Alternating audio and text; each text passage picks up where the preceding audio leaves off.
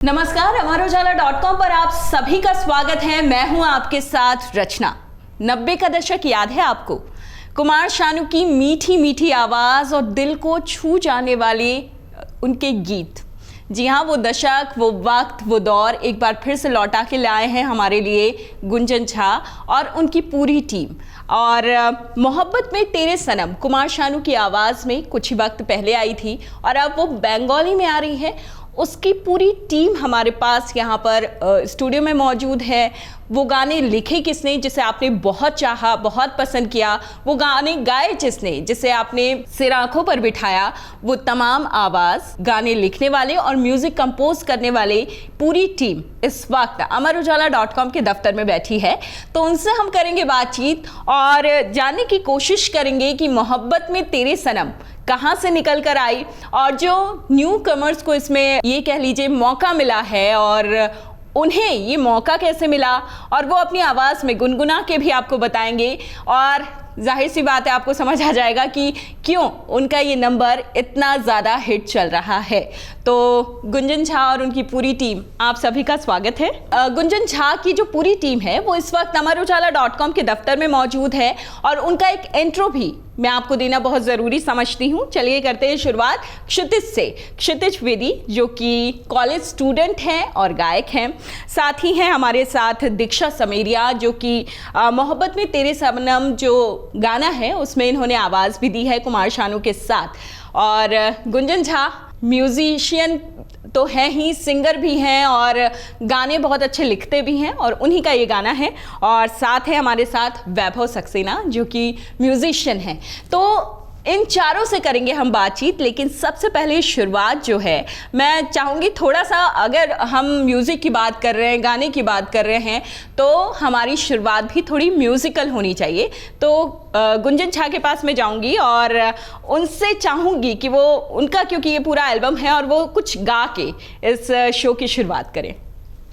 जी, मोहब्बत में तेरे सनम जो गाना है, मैं उसके 2 लाइन वहीं से शुरू करता हूँ।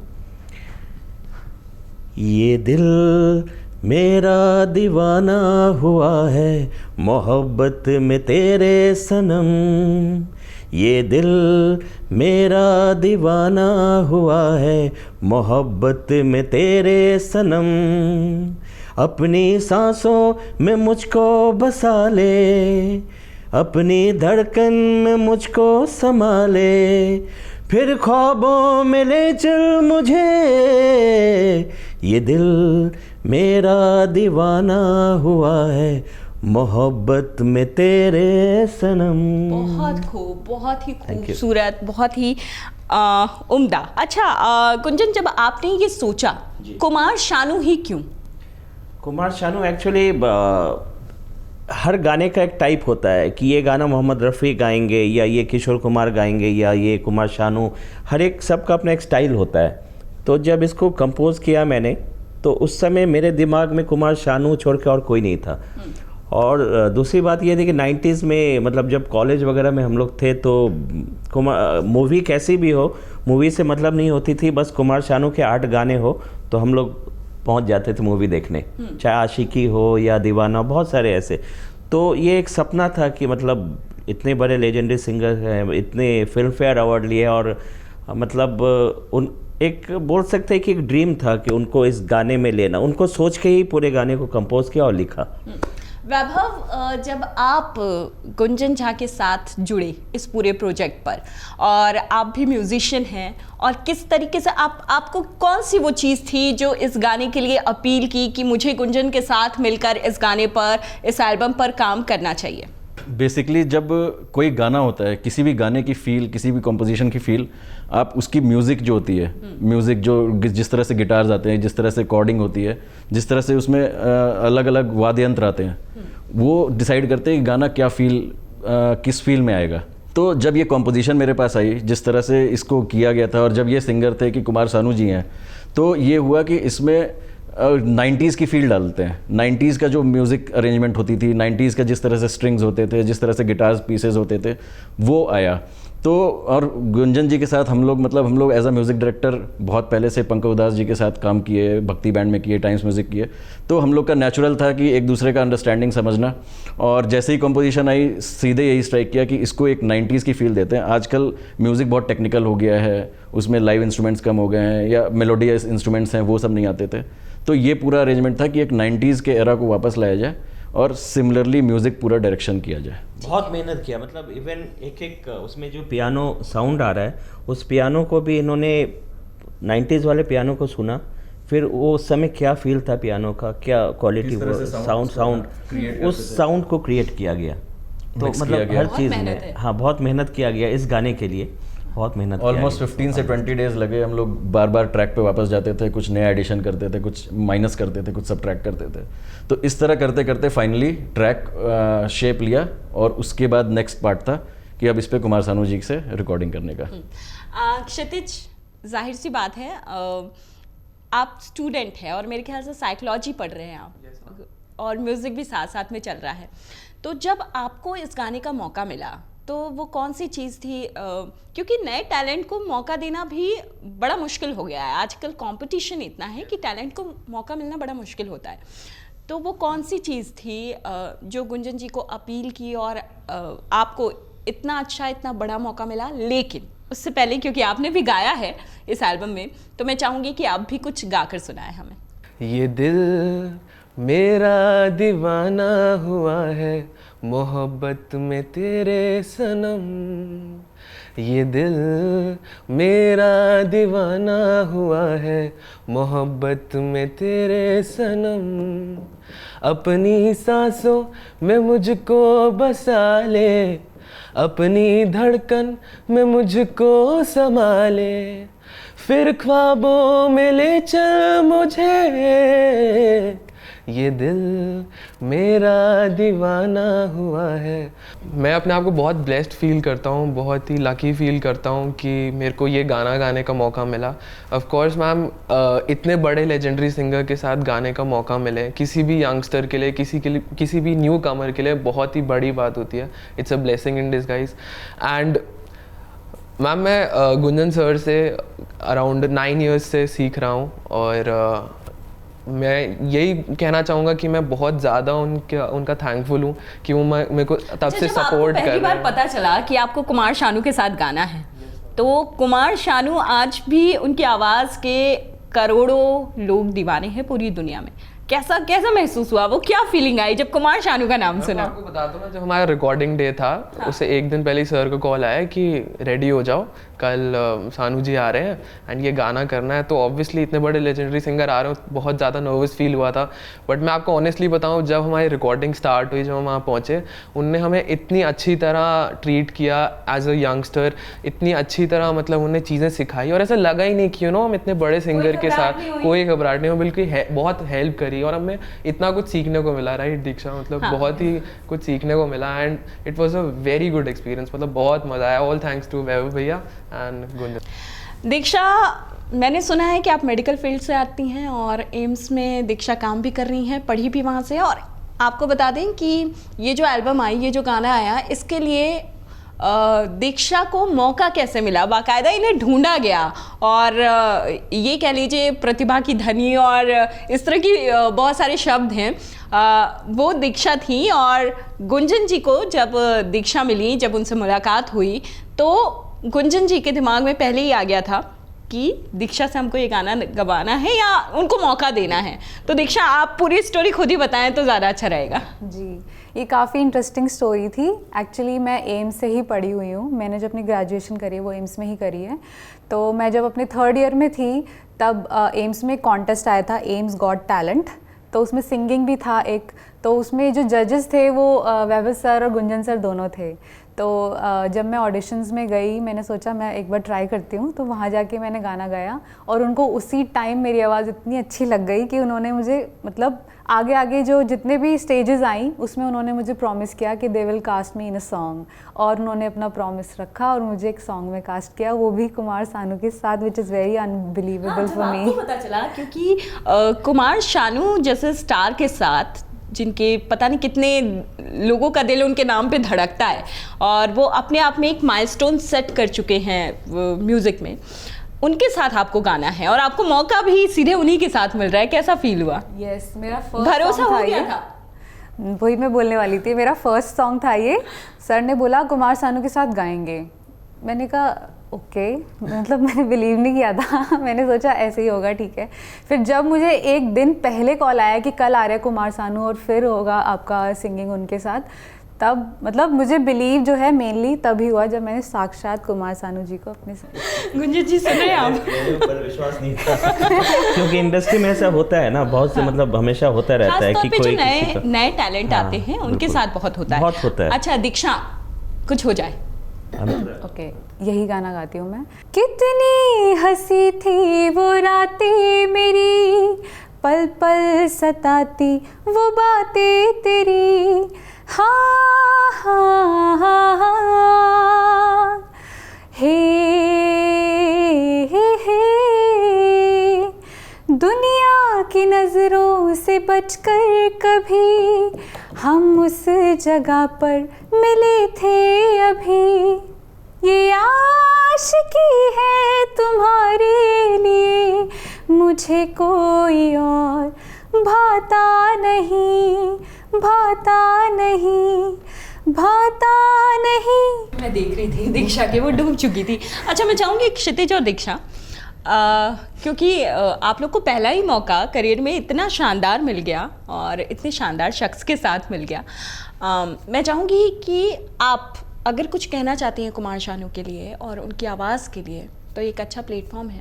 गाकर अगर आप उनके लिए कोई मैसेज देना चाहती हैं या कुछ फीलिंग्स उनके लिए बताना चाहते हैं, आप दोनों साथ में मिलकर अगर गाकर कुछ कहना चाहते हैं तो वो देखा तो उनका बहुत ही एक फेवरेट सॉन्ग है जब कोई बात बिगड़ जाए, जब कोई मुश्किल पड़ जाए, तुम देना साथ मेरा ओ हम नवाज, न कोई है न कोई था जिंदगी में तुम्हारे सिवा, तुम देना साथ मेरा ओ हम नवाज। बहुत खूब। गुंजन जी, क्योंकि ये गाना बंगाली में अब आया है और उस वक्त हिंदी में आया था जिसमें हमारे दो टैलेंट ने हिस्सा लिया, बंगाली में जब ये गाना आया क्या सोचा आपने कि इसे बंगाली में भी क्यों लाया जाए? और जाहिर सी बात है कि अगर मैं आपसे बात कर रही हूँ और इसी गाने की बंगाली में बात कर रही हूँ तो दूसरा सवाल ये है कि आप गाकर गुनगुना कर सुना दें। बंगाली इसलिए आया क्योंकि आप हमारा पिछला मतलब पहले का इतिहास देखेंगे फिल्मों में तो आर डी बर्मन के बहुत सारे गाने, सलील चौधरी के गाने, इन सब का हिंदी भी बना और बंगाली भी बना है। तो इस गाने को बनाते समय एक तो कुमार शानू है, खुद बंगाल से है, तो उसमें फील मुझे पूरा आया कि इसका अगर बंगाली निकलता है तो वो भी उतना ही हिट होगा। ये एक इंट्यूशन हुआ मुझे। तो बस मैंने एक राइटर है अनसोया हाजरा, उनको मैंने दिया ये लिखने के लिए और उन्होंने इसका ट्रांसलेशन बहुत ही खूबसूरत ढंग से किया और उसके बाद बंगाली में इसको रिकॉर्ड किया, उसमें उन्होंने पूरा गाया है। अच्छा, तो आप बोलते मैं दो लाइन बंगाली का गा देता हूँ। এমন আমার পাগল হলো তোমায় ভালোবেসে, এমন আমার পাগল হলো তোমায় ভালোবেসে, বাঁধো মোরে প্রাণের কাছে, রাখো মোরে বুকের কাছে, চলো যাই স্বপ্নের দেশে, এমন আমার পাগল হলো তোমায় ভালোবেসে। एक और चीज़ क्या है ना कि बंगाली जो लिरिक्स होती है, बंगाली जो शब्द हैं वो बांग्ला शब्द इतने स्वीट होते हैं ऑलरेडी कि ये मेलोडी पे आते ही उसकी स्वीटनेस, मतलब गाने की स्वीटनेस बढ़ जाती है, just because of that Bengali lines. तो इस वजह से भी इसमें बंगाली वो टच देने से बहुत ही अच्छा आ गया। बहुत हमारे पास इनफैक्ट बंगाल से बहुत अच्छा रिस्पांस आया, मतलब पीपल वर लाइक क्रेजी कि यार इतना अच्छा फील का गाना बहुत सालों बाद वापस सुनने को मिल रहा है, और हम लोग को यूट्यूब पे कमेंट्स आते हैं। तो बंगाली का ये पर्पस हमारा सक्सेसफुल रहा था। अच्छा, जब आप लोग मिले होंगे और जब इस पे डिस्कस किया होगा और सोचा होगा कि कुमार शानू को लेंगे हम, और जब उनको अप्रोच किया होगा, तो जब आपकी बातचीत चल रही होगी और जब आपने अप्रोच किया तो कुमार शानू का क्या रिएक्शन था? एक्चुअली कुमार शानू जी को जब ये देखिए वो मतलब ये लोग जो है ना लेजेंडरी सिंगर से इनके लिए सब कुछ अलग होता है। इनके लिए सबसे पहला ये होता है कि कॉम्पोजिशन कैसी है, गाने लायक है या नहीं, ठीक है।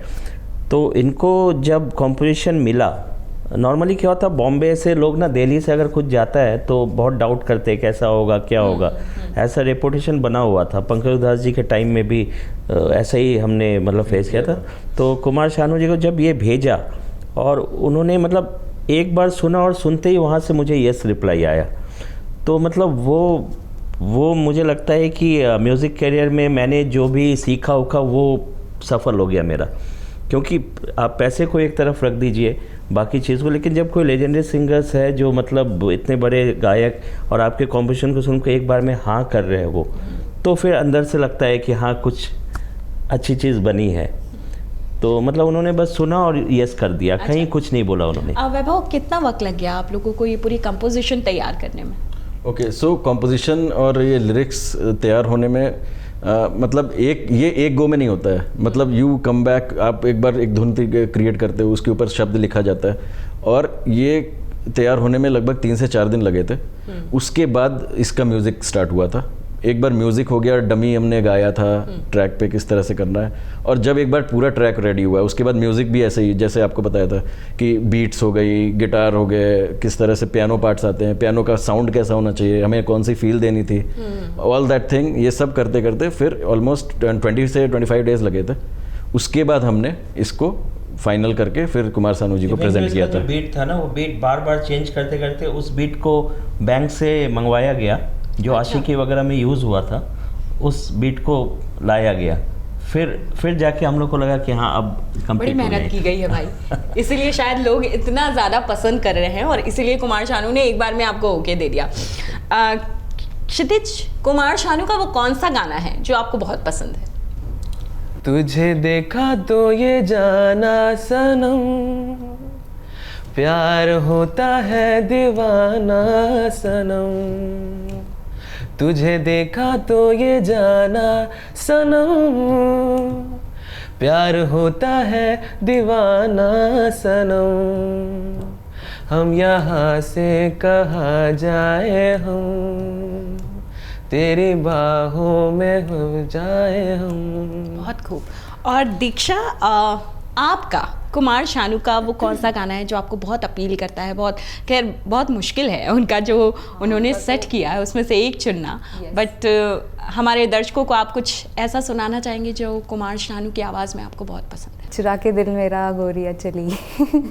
I love that song. मतलब मुझे बस उसकी बीट्स भी बहुत अच्छी हैं और फील इतनी अच्छी आती है कि मन करता है बस गाऊं उठ के और हाँ, तो डांस करूं साथ में। बिल्कुल गा सकती हैं आप, गाइए। गोरिया चली चुरा के दिल मेरा, गोरिया चली मंजिल मेरी बस तू ही तू, मंजिल मेरी बस तू ही तू, तेरी गली में चली हो चुरा के दिल मेरा, चली मैं चली। बहुत बहुत खूब और बहुत प्यारी आवाज़ है आपकी। और क्षितिज, मतलब मज़ा आता है सुन के, कोई अपना स्ट्रेस भूल जाए। खैर म्यूज़िक होती है ऐसी चीज़ है, और म्यूज़िक की एक और बहुत बड़ी खासियत है, कहीं भी बजे कहीं भी चले, कोई भी सुनाए कोई भी गाए, सभी के हाथ पांव थिरकने लगते हैं। वो अभी हमने देखा कि गा अगर दीक्षा रहे हैं या क्षितिज रहे हैं या गुंजन जी रहे हैं या वैभव जी रहे हैं, कोई एक भी गा रहा है तो सभी की उंगलियां जो है वो चल रही हैं। गुंजन जी, आपका जब कुमार शानू से आपकी बातचीत हुई होगी और इस पूरे एल्बम को लेकर, इस पूरे गाने को लेकर, तो उस वक्त कहीं आपके दिमाग में ये बात आई, आप न्यू टैलेंट को क्योंकि मौका दे रहे हैं, और इसको लेकर क्या कुमार शानू से कोई बातचीत हुई आपकी कि न्यू टैलेंट है और आप समझ रहे हैं किस तरह वो इतने दिग्गज कलाकार और क्या मैच कर पाएगी फ्रिक्वेंसी और उस तरीके से, वैसे कोई बातचीत? हाँ, उनको शुरू में क्लियर कर दिया था कि हिंदी गाने में जो है क्षितिज एंड दीक्षा, इनको हम आपके साथ करवा रहे हैं। तो उन्होंने एक बार पूछा था कि आप देख लेना ठीक से, कुछ गड़बड़ नहीं होनी चाहिए। तो मुझे पूरा भरोसा था इन दोनों पे, क्योंकि हम लोगों ने काम किया था। पहले एल्बम निकली थी क्षितिज की आजा सोनिया, जो काफ़ी हिट रही थी, और दीक्षा आजा सोनिया से भी मैं आपसे ही गाना सुनूंगी जी। और दीक्षा काफ़ी अच्छा परफॉर्मेंस वगैरह स्टेज शोज कर रही थी। अच्छा। और जब एम्स में सुना था तो मतलब पहली आवाज़ जैसे ही मुझे लगता है हम दिल दे चुके सनम तरफ तरफ के मैं गाया, तो उसी समय दिमाग में जो है, मेरे दिमाग में अलका याग्निक आ गई थी। तो मुझे लगा कि ये सबसे बढ़िया मौका है, कुमार शानू है, अलका याग्निक नहीं है लेकिन दीक्षा है। तो एकदम से वो फ्रीक्वेंसी मैच कर गई और पूरा भरोसा था कि मतलब उनको भी कहीं कुछ प्रॉब्लम नहीं होगा। और जब उन्होंने सुना तो बिल्कुल काफ़ी अप्रिशिएट किया उन्होंने। वैभव, आप लोगों ने पहले पंकज उदास जी के साथ भी काम किया है और वो भी लेजेंडरी हैं। मतलब पंकज उदास उनमें से हैं जिन्होंने गजल को घर घर तक पहुंचाया। सिर्फ किसी एक पर्टिकुलर वर्ग तक नहीं रहने दिया। उन्होंने मास जो पहुंच थी उन्होंने लोगों तक पहुंचाया, वो और जगजीत सिंह। किसी को अगर भारत में हम कहें जाता है इसका क्रेडिट तो पंकज उदास है और जगजीत सिंह जी। तो पंकज उदास के साथ जब आप लोग काम कर रहे थे वैभव, तो और आप लोग बहुत अलग चीज़ लेकर गए थे उनके पास। वो गज़ल गायक है लेकिन ये लेकर गए थे शबद है। तो जब आपकी उनसे मुलाकात हुई इसके ताल्लुक की शबद करनी है, तो उनका रिएक्शन क्या था? क्योंकि बहुत अलग है, दोनों का जॉनरा बहुत अलग है, एक तरफ गज़ल और एक तरफ भक्ति। एक्चुअली काफ़ी इंटरेस्टिंग ये एक एंटीडोट है, मैं आपको सुनाता हूँ। हुआ क्या था कि जिस तरह से कुमार शानू से मिलने के लिए दीक्षा और क्षितिज का एक डर था, एक थ्रिल थी। जब पंकज उदास को हमें डायरेक्ट करना था, उस वक्त आई वॉज 21, मैं बस कॉलेज में फर्स्ट ईयर में आया था। तो यही चीज़ मैं फील कर रहा था खुद कि उनको कैसे डायरेक्ट करेंगे, कैसे उनसे उनको प्रेजेंट कैसे करना होगा गाना। और उसमें भी काफ़ी इंटरेस्टिंग ये रहा था कि हमें सिंगर नहीं डिस्क्लोज़ किया था। उन्होंने ये बोला था कि अगर कॉम्पोजिशंस अप्रूव होंगी तो कोई बड़ा सिंगर गाएगा। तो दिस वाज अ थ्रिल। तो हमने कॉम्पोजिशंस भेज दी, फिर हमारे पास लेकिन पता नहीं था कि कौन गाएगा। नहीं, ये नहीं बताया था। तो दिस वाज आल्सो इंटरेस्टिंग। और हम लोग के दिमाग में था कि चलो कोई बड़ा सिंगर होगा तो होगा, बट ऐसा नहीं था कि कोई लेजेंडरी, मतलब जिसको हमने बचपन से सुनते हुए बड़े हुए हैं और मतलब जिन वर्ल्ड फेमस कोई हो। तो जब अप्रूव हो गया कॉम्पोजिशंस, तब हमारे पास टाइम्स म्यूजिक से एनआरजी का फ़ोन आया। तरुण पवार थे वहाँ पे। उन्होंने कहा कि वैभव, गुंजन तुम लोग पैक करो बैग और बॉम्बे रिकॉर्डिंग है, स्टूडियो बुक हो चुका है। मैं कहा सिंगर कौन है? तो क्या पंकज उदास जी गा रहे हैं? तो this was the whole scenario. और बहुत थ्रिल। और उसके बाद हाँ, मतलब वी वर शॉक्ड। मतलब एक बार तो लगा नहीं कि यार, मतलब फिर हमने पूछा पंकज जी, तो कहा हाँ उनको बहुत पसंद आई। और उसके बाद हमारी उनसे टेलीफोनिक कन्वर्सेशन हुई। उनको बहुत वो पसंद किया। उन्होंने कहा कि देखो ये एकदम नई चीज़ है मेरे लिए, पंजाबी गाना, शबद गाना। बट बहुत ही मतलब ही वॉज वेरी हैप्पी। और जब हम लोग स्टूडियो गए थे तो उनका एक लाइन मैं आज तक नहीं भूला, और मैं काफ़ी लोगों से शेयर भी करता हूँ कि उन्होंने कहा कि बेटा पुराना इंजन है, थोड़ा आराम से गवाना। देखिए, अच्छे काम की परख बहुत कम लोगों को होती है, लेकिन जब वो परख हो जाती है लोगों को, तो कोई भी टैलेंट से भरपूर उस शख्स को या उन लोगों को छोड़ना नहीं चाहता जिनमें टैलेंट बहुत कूट कूट के भरा होता है। और ज़्यादातर वक्त ऐसा होता है गुंजन जी कि जो बहुत प्रतिभावान होते हैं, तो समटाइम ऐसा होता है कि सही जगह सही वक्त पर पहुंच नहीं पाते। राइट। उनको आगे बढ़ाने वाला या पहुंचाने वाला एक जो पुश होता है वो मिल नहीं पाता। हाँ। लेकिन ये बहुत अच्छी बात है कि आप दो, मतलब वो कहते हैं ना, किसी चीज को आप दिल से चाहो तो पूरी कायनात लग जाती है मिलाने में। तो मुझे लगता है कि क्षितिज और दीक्षा का कुछ ऐसा ही था। ठीक है, तो इस म्यूजिकल जर्नी का जो एंड हम करेंगे वो भी हम म्यूजिकल तरीके से करना चाहेंगे। पहले मैं आप सबसे कुछ सुनना चाहूँ, उससे पहले क्षितिज आपकी पहले एल्बम की बात हुई थी जिसे लोगों ने खूब पसंद किया, तो आप कुछ सुना दीजिए उससे। काली काली अखां उत्ते काले काले शेड्स, नखरा तेरा नी एंड करदा, दस मैनू क्यों तू इग्नोर कर दी, यूं न रह नहीं सकदा तेरे बिन, प्रॉमिस करदा मैं छड़ के ना जावांगा, जदों रुसेंगी ते हंस के मनावांगा, नीक वारी आजा सोहणीए, नीक वारी आजा सोहणीए, तेरे बिन जिया लागे ना, दूरी तुझसे लेगी जा मेरी जाने जा, नीक वारी आजा सोहणीए, नीक वारी आजा सोहणीए। तो आप लोगों का जो एल्बम है, मैं चाहूँगी आप सभी एक बार फिर से साथ में उस गाने की चंद लाइनें सुनाइए और उसके बाद हम शो क्लोज करते हैं।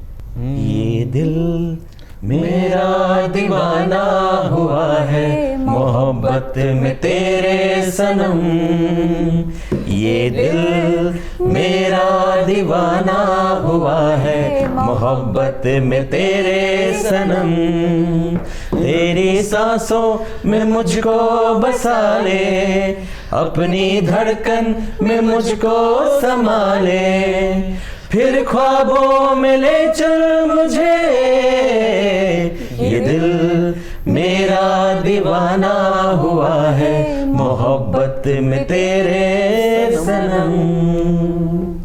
बहुत खूब, और आप लोगों को बहुत सारी शुभकामनाएं आप सभी को amarujala.com की तरफ से। आप यहाँ पर आए, अपना वक्त निकाला, और आगे भी आप बहुत ऐसे खूबसूरत गाने आप लोग बनाते रहें। डाउनलोड करें अमर उजाला ऐप और पाएं खबरें लगातार। अगर आप ये वीडियो YouTube पर देख रहे हैं तो हमारे चैनल को सब्सक्राइब करें और बेल आइकन को दबाना ना भूलें। अगर आप Facebook पर ये वीडियो देख रहे हैं तो हमारे पेज को लाइक करें।